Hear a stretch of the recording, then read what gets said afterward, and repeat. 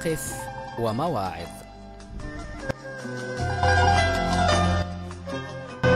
مواقف ومواعظ، برنامج ديني من إعداد وتقديم الأستاذ محمود عطية، يأتيكم كل جمعة 9:00 بتوقيت القاهرة، 8:00 بتوقيت باريس.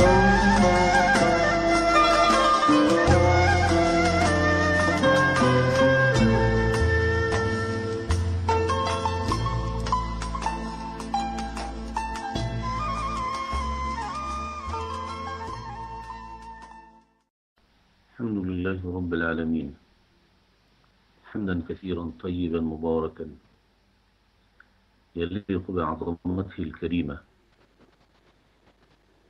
نحمدك اللهم حمد الشاكرين، ونسألك سؤال المقصرين المذنبين.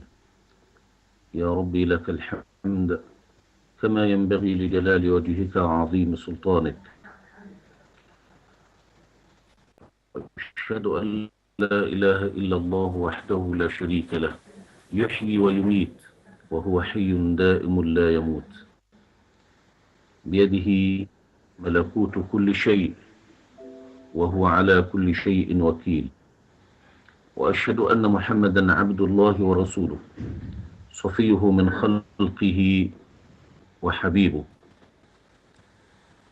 أرسله الله بالهدى ودين الحق ليظهره على الدين كله ولو كره المشركون. اللهم صل وسلم وبارك على سيدنا ونبينا محمد صلى الله عليه وسلم وعلى آله وصحبه ومن تبعهم بإحسان وسلم تسليما إلى يوم الدين. أهلا ومرحبا بكم أيها المستمعون الكرام في أولى حلقاتنا مواقف ومواعظ. وكلمة الموعظة هي مفرد لكلمة مواعظ، وهي الإرشاد. والموعظة ما يوعظ به الإنسان من قول أو فعل أو تذكير بالواجبات والدعوة حتى يتعلم من سير الصالحين. فالله عز وجل يقول: ادع إلى سبيل ربك بالحكمة والموعظة الحسنة. ادع إلى الله بالقول الرقيق. وقال لقمان لابنه وهو يعظه: يا بني، فكان يسدي إليه موعظة. بل علم القرآن الكريم رسول الله صلى الله عليه وسلم حينما قال له: فأعرض عنهم وعظهم وقل لهم في أنفسهم قولا بليغا، كما ورد في سورة النساء. ويروي العرباد بن سارية رضوان الله عليه: وعظنا رسول الله صلى الله عليه وسلم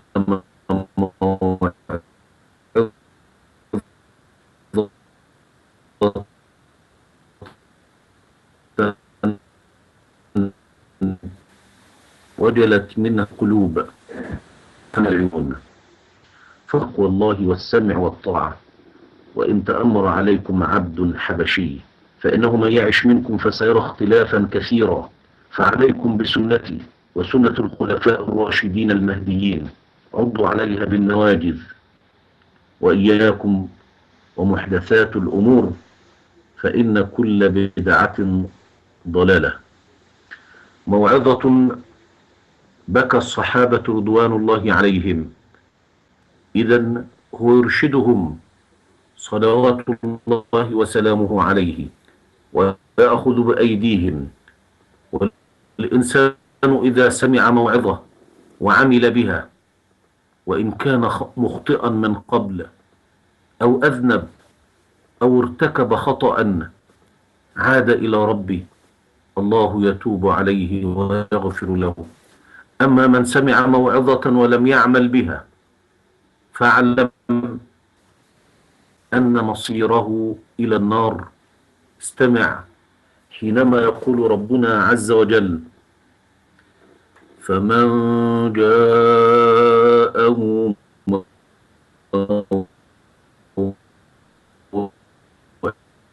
موعظة من ربه فانتهى فله ما سلف وأمره إلى الله ومن عاد فأولئك أصحاب النار هم فيها خالدون.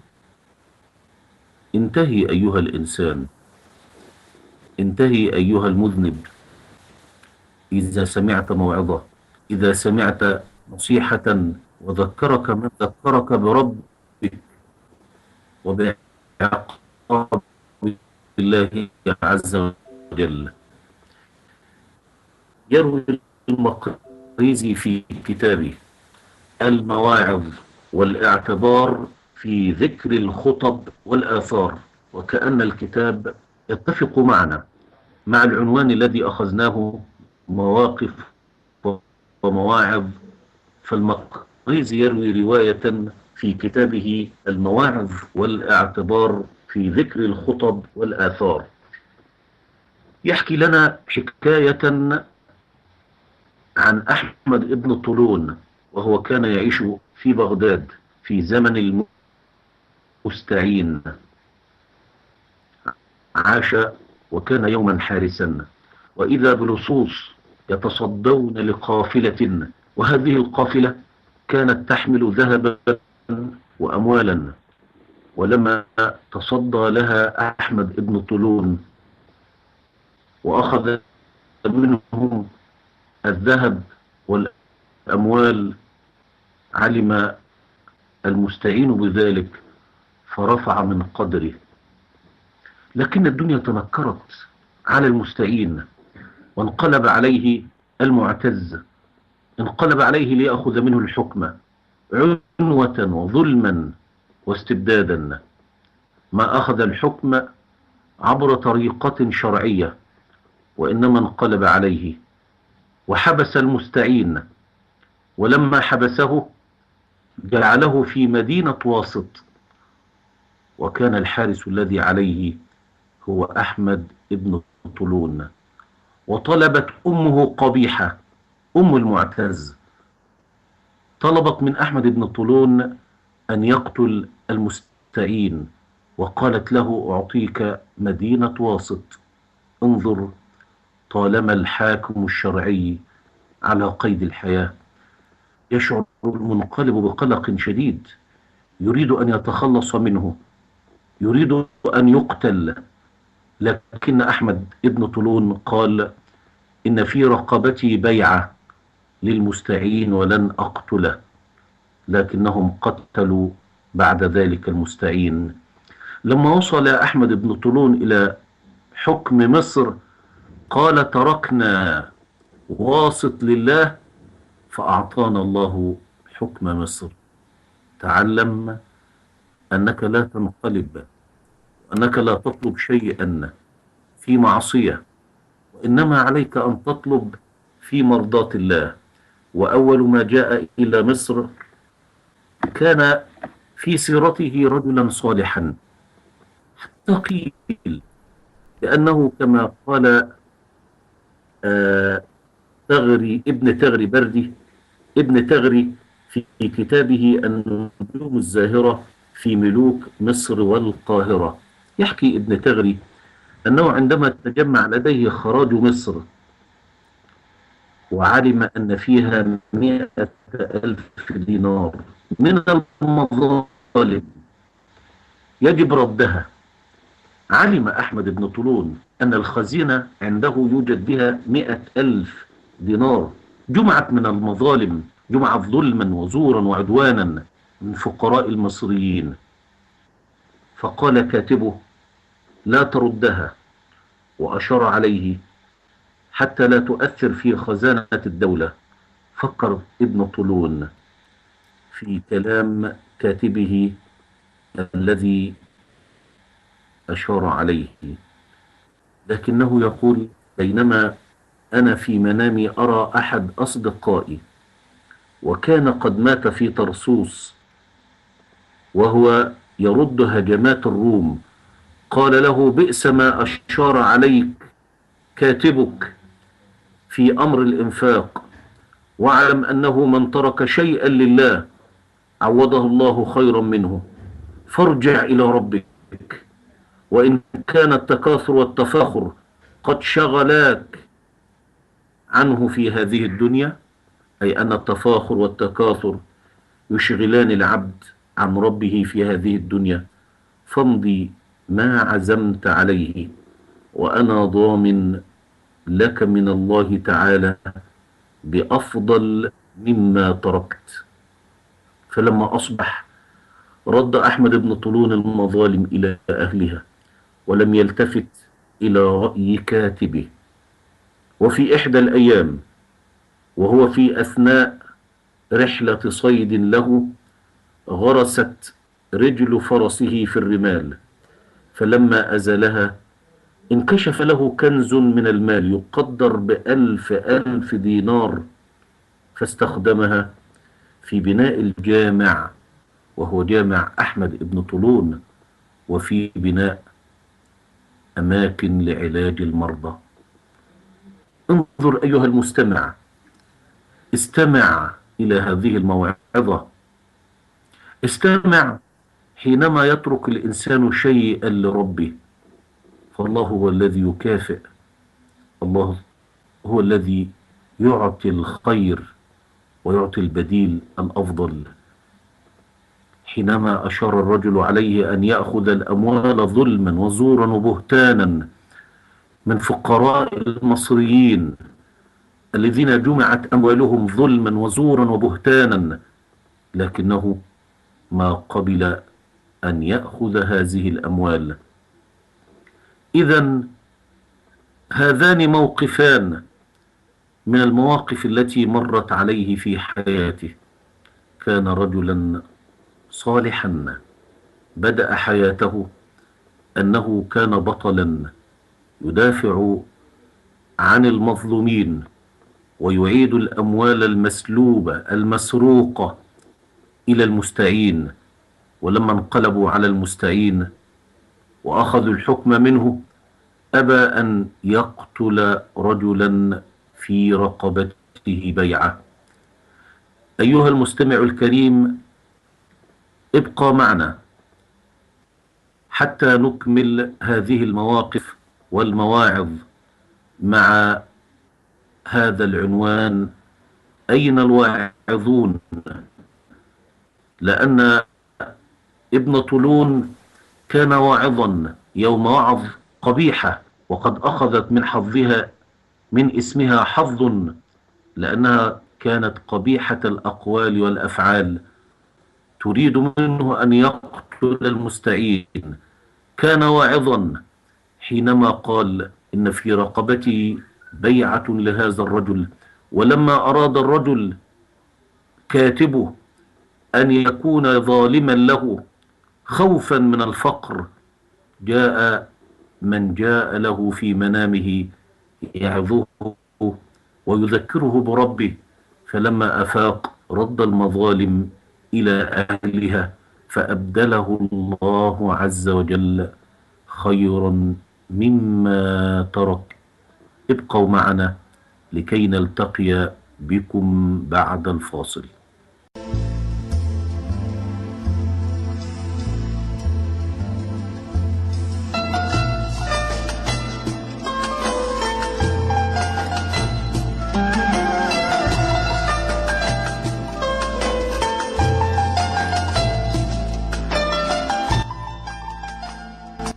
مواقف ومواعظ.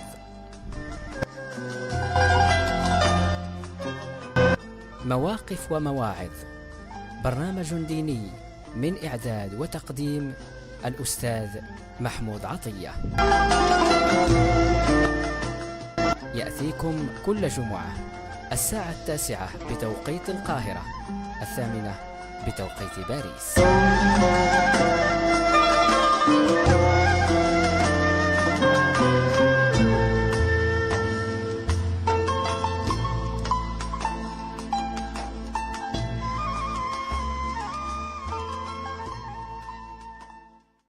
عود كريم. نعود معكم مع مواقف ومواعظ، وحلقة اليوم هي أولى حلقاتنا في هذا البرنامج بعنوان أين الواعظون؟ ونحن من هذا المنبر نريد أن نسدي موعظة لكل من يستمع، لكن يبدو أن أحمد بن طولون اغتر بملكه واغتر بالسلطان، وبعدما أن كان واعظا أصبح ظالما. وابتليت مصر في الحقيقة دون الدول ودون المدائن في القرآن الكريم منذ مجيء يوسف عليه السلام. عرفت السجن، وهدد فرعون موسى عليه السلام: لئن اتخذت إلها غيري لأجعلنك من المسجونين. كان أحمد ابن طولون تحولت حياته من الوعظ والإرشاد إلى الظلم والفساد. يقول عبد الله بن القاسم الذي كان يعلم ولده العباس: بعث إلي أحمد بن طولون بعد أن مضى من الليل نصفه،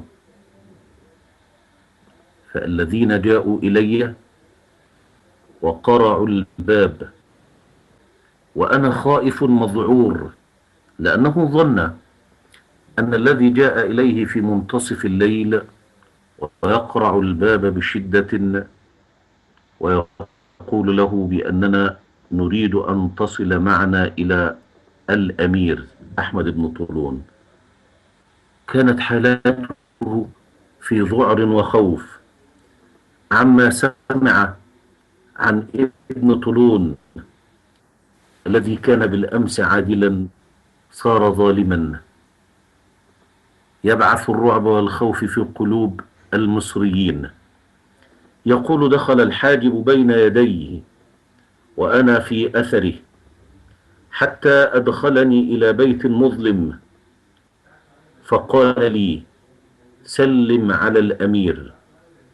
سلمت على أحمد ابن طولون من داخل البيت وهو في الظلام، فقال لي: لأي شيء يصلح هذا البيت؟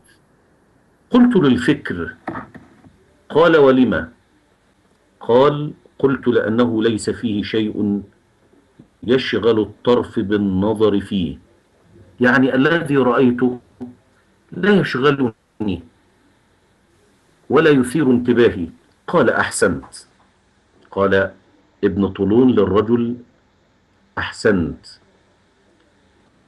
امضي إلى ابن العباس فقل له: يقول لك الأمير اغدو علي، أي في الصباح في اليوم التالي ائتي إلي، وامنعه من أن يأكل شيئا من الطعام إلى أن يأتيني فيأكل معي. فقال عبد الله بن القاسم: السمع والطاعة. يقول: وانصرفت وفعلت ما أمرني به ومنعته أن يأكل شيئا، وكان العباس قليل الصبر على الجوع، وراح يأكل شيئا يسيرا قبل ذهابه إلى أبيه فمنعته، فركب إليه أي ذهب إلى أبيه وجلس بين يديه، وأطال أحمد بن طولون عمدا حتى علم أن العباس ابنه قد اشتد جوعه، وحضرت مائدة ليس عليها إلا البوارد، أي أكل بارد، طعام بارد، والبقوليات المطبوخة. فانهمك العباس في أكلها لشدة جوعه، حتى إذا شبع من ذلك الطعام وأحمد بن طولون متوقف عن الطعام لا يأكل، إنما ينظر إلى ابنه فقط، وولده العباس يأكل بنهم، علم عند ذلك أنه قد امتلأت معدته، أمرهم بنقل هذه المائدة وأحضر مائدة أخرى فيها من كل لون من ألوان الدجاج والجدي المشوي وأطعمة، قدمها وأراح يأكل ابن طولون، وقدم لابنه الطعام فلم يأكل شيئا، فقال له: إنني أردت تأديبك في هذا اليوم حينما امتحنتك بمنع الطعام عنك. يا بني، لا تلقي بهمتك على صغار الأمور بأن تسهل على نفسك تناول يسيرها فيمنعك ذلك من كبارها. يا بني، لا تشتغل بما يقل قدره فلا يكون فيك فضل لما يعظم قدره. تعلموا المواعظ. تعلم أيها المستمع أنك إذا نظرت انظر إلى الأمام ولا تنظر تحت قدميك. انظر إلى كبار الأمور، إلى عظم الأمور. لا ينظر الإنسان إلى مصلحته، وربما أضر أجيالا ثم أجيالا تأتي من بعده. انظر إلى كبار الأمور التي تصلح من شأنك. انظر إلى الآخرة التي مآلك فيها إلى جنات النعيم، ولا تنظر إلى الدنيا، فالدنيا سجن المؤمن وجنة الكافر. لا تنظر إلى الدنيا، لأن الدنيا لا تساوي عند الله جناح بعوضة، وكما قال مالك بن دينار: لو أن الدنيا من ذهب يفنى والآخرة من خزف يبقى لآثرت الآخرة على الدنيا، ولكن الدنيا من خزف يفنى والآخرة، الدنيا من خزف يفنى والآخرة من ذهب يبقى. ظل أحمد ابن طولون في أسلوبه الذي أفزع به الناس وأثار الرعب بين الناس بأسلوبه وسلوكه وحكمه الذي أفزع المصريين، أفزعهم، وقد كان رجلا صالحا. يروي لنا كذلك المقريزي يقول بأن أحمد بن طولون بعث إلى محمد الكاتب، وكان هذا الرجل من عقلاء الناس، له صفات طيبة، يتصف بالأخلاق الدينية. يقول: أتاني رسول من قبل أحمد بن طولون وقد مضى من الليل أكثره. يبدو أنها صفة من قديم الأزل، أنهم يأتون في زوار الفجر يقرعون الأبواب ويفزعون الأولاد ويفسدون في البلاد ويخيفون العباد. يقول الرجل: وكنت نائما في فراشي، قرعوا الباب قرعا عنيفا. انظر إلى تفسيره ووصفه، ما قرعوا الباب بأدب الإسلام، إنما قرعوا الباب بشدة ورعب وفزع. نظر إلى أولاده الذين راعاهم الخوف وتملكهم الفزع وهم يرون ذلك. علمت إذن أنهم يريدونني. في هذا الوقت يأتون إليه باستدعاء من أحمد ابن طولون. قال: إذن لم يأتوا بخير.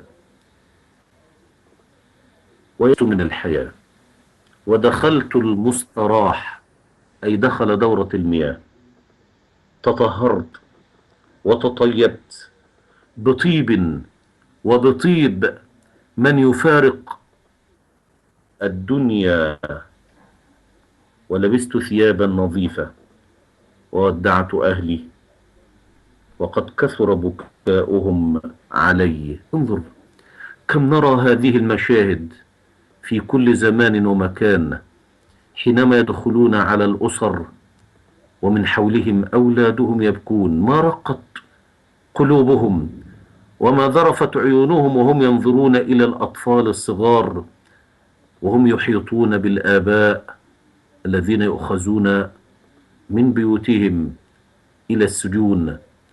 قال هذا الرجل وهو أحمد ابن محمد الكاتب: نزلت وركبت معهم فمضوا بي حتى دخلت على أحمد ابن طولون، رأيت القاعة التي يجلس فيها ويشتعل فيها الشمع حتى أصبحت كالنهار.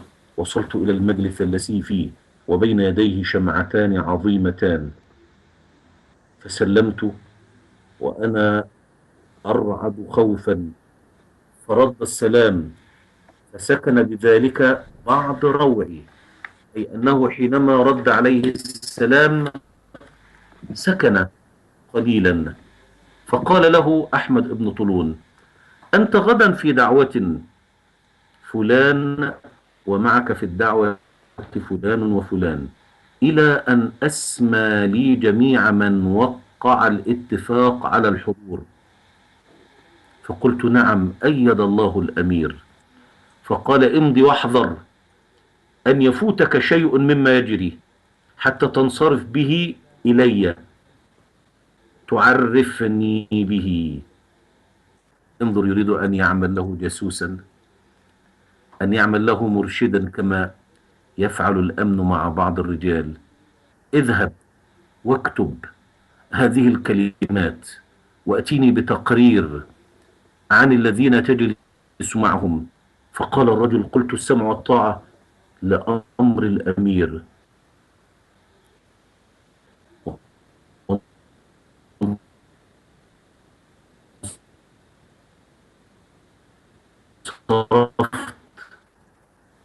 وقد حرت في أمري وقلت: أبعد هذا السن أركب الآثام؟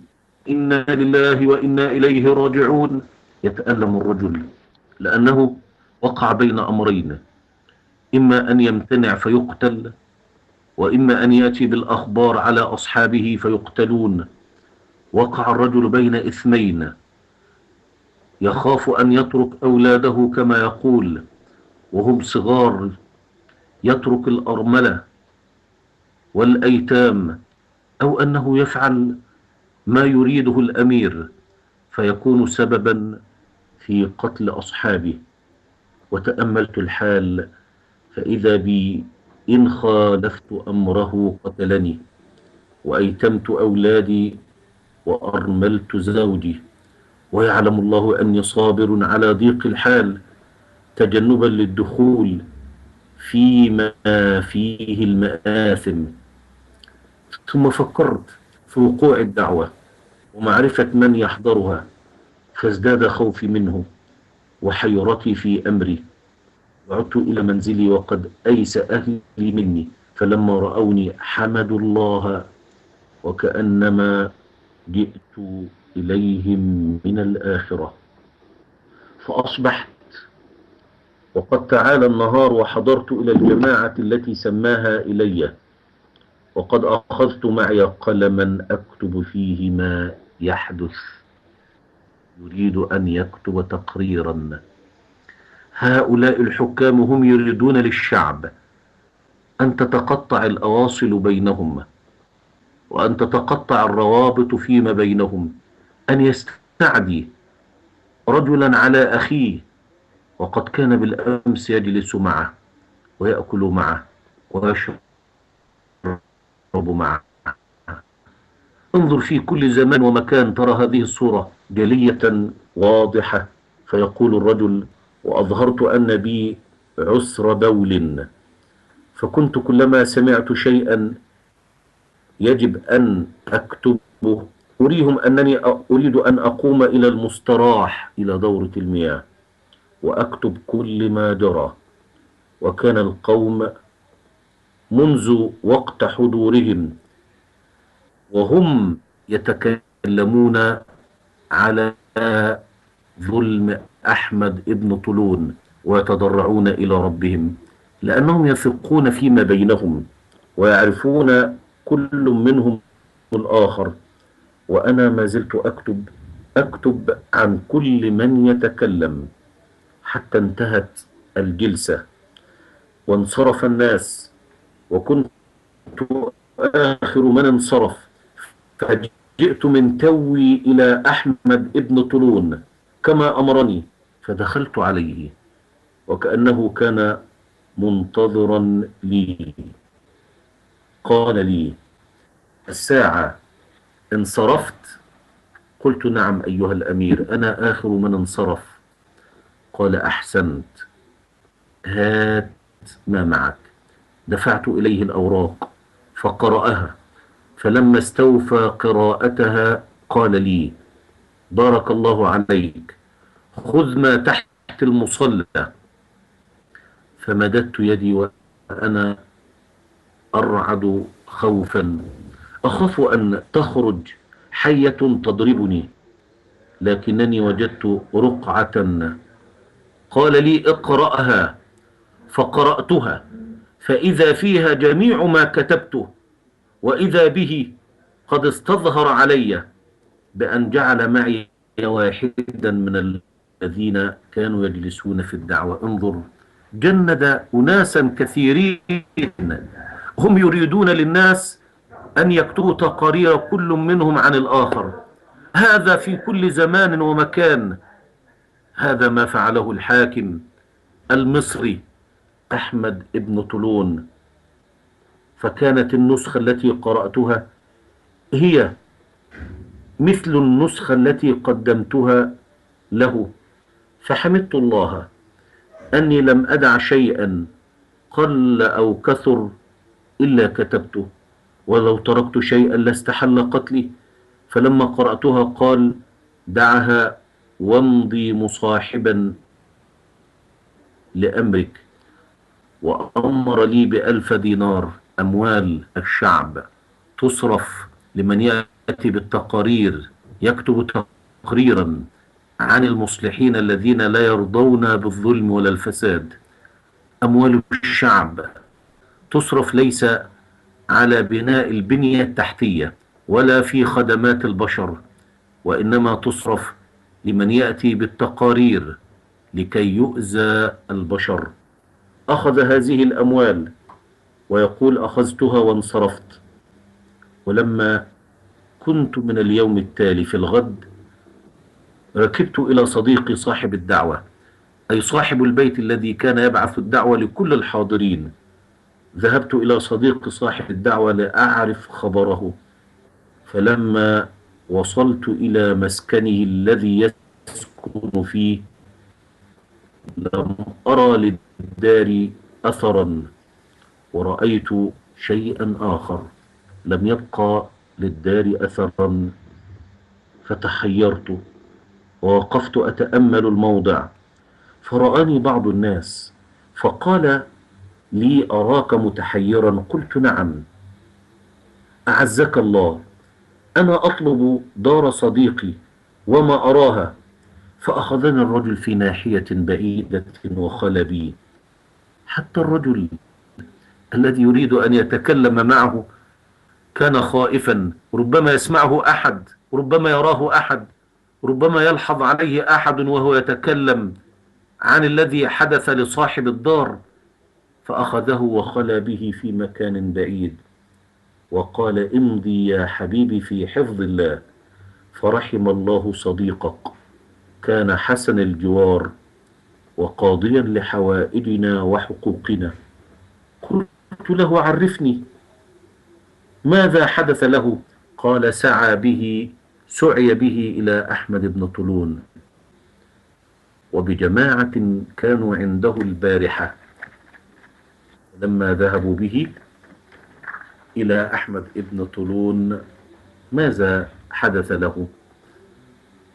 قال: جاءوا في الليل ما يقرب من 500 رجل، فهدموا الدار وأخذوا صاحبها والجماعة الذين كانوا معه. هم زوار الفجر، رجل مع أصدقائه يأتون إليه 500 رجل، أظن أنهم من الأمن، وأظن أنك أنت كذلك تعرف دون أن أقول أنهم رجال الأمن الذين لا يعملون من أجل إقامة الحدود ولا من أجل الضرب على أيدي الفاسدين أو اللصوص أو أصحاب المخدرات، إنما يذهبون ليقبضون على الأشراف وعلى الشرفاء. وعجبا ثم عجبا ثم عجبا، أو تدري ماذا فعل بعد ذلك؟ بعد أن هدم الدار أخذ أموالهم وصادرها. الله الله الله، يصادر الأموال لأنهم يدعمون الإرهاب، لأنهم يدعمون أفكارا ربما تكون سببا في الانقلاب على أحمد ابن طولون.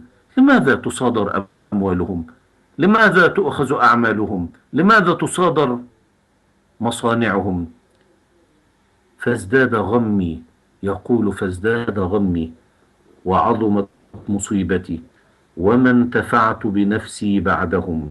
نعم، لن ينتفع ولن يشعر براحة، لأنه كان سبب كان سببا في هلاك الناس. أيها المستمع الكريم، أختم معك مع هذه الموعظة ونحن نعيش مع العنوان الرائع الجميل: أين الواعظون؟ لكن لم يسكت الصالحون، بل ذهب الناس إلى السيدة نفيسة رضوان الله عليها، التي قادت ثورة ضد أحمد بن طولون لما استغاثوا بها من ظلمه وفساده، وكتبت ورقة، فلما علمت بمرور موكبه خرجت إليه، فلما رآها نزل عن فرسه فأعطته الورقة، أي الرقعة التي كتبت فيها: ملكتم فأسرتم، وقدرتم فقهرتم، وخولتم ففسقتم، وردت إليكم الأرزاق فقطعتم. هذا وقد علمتم أن سهام الأسحار نافذة غير مخطئة، لا سيما من قلوب أوجعتموها، وأكباد جوعتموها، وأجساد عريتموها، فمحال أن يموت المظلوم ويبقى الظالم. اعملوا ما شئتم فإنا إلى الله متظلمون، وسيعلم الذين ظلموا أي منقلب ينقلبون.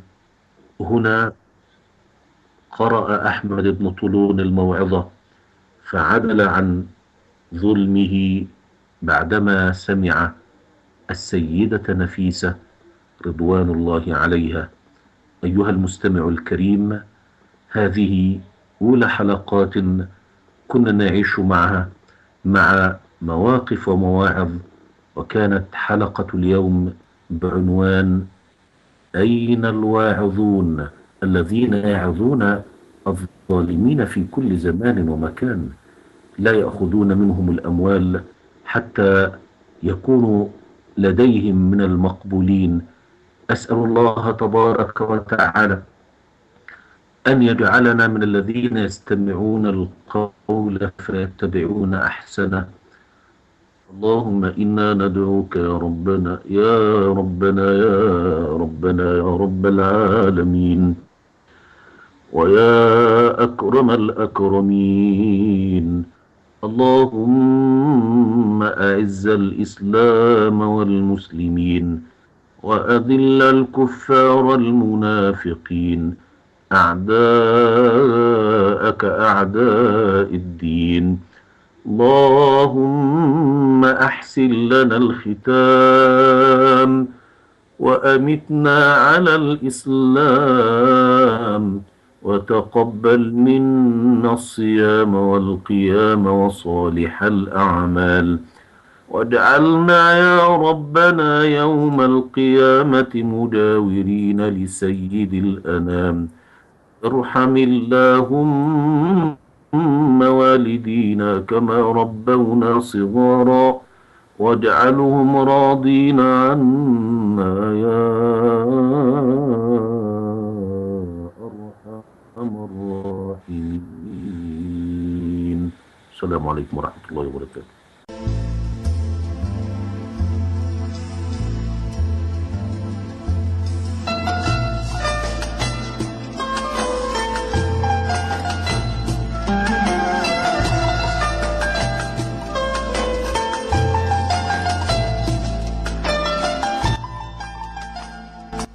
مواقف ومواعظ.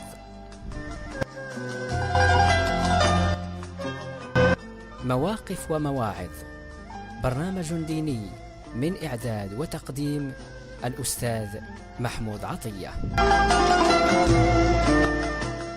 يأتيكم كل جمعة 9:00 بتوقيت القاهرة، 8:00 بتوقيت باريس.